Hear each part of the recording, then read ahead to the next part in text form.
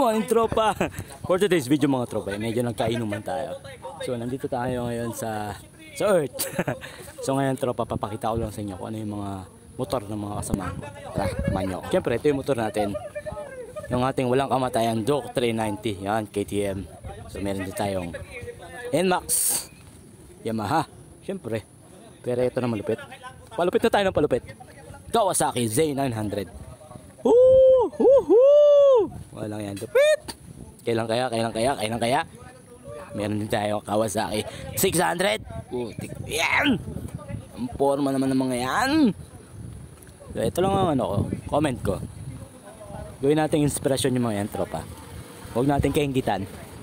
Kung yung iba naiinggit, maling-mali yan tropa. Gawin natin inspirasyon. Isipin natin sarili natin. Kaya natin yan. Kaya natin yan. Hindi ako naiinggit eh. It's part of inspirational. Na parang gusto kong sa goal ko. Gusto kong makabili nila ng ganito. Hindi yung inggit. Iba kasi inggit eh. May pot na nararamdaman. Ito more on ano to eh.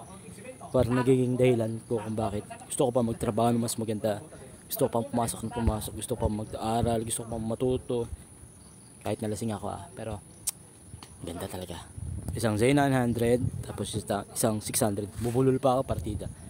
Although okay na yun sa akin yung 400, pero kahit pa paano, okay pa rin to.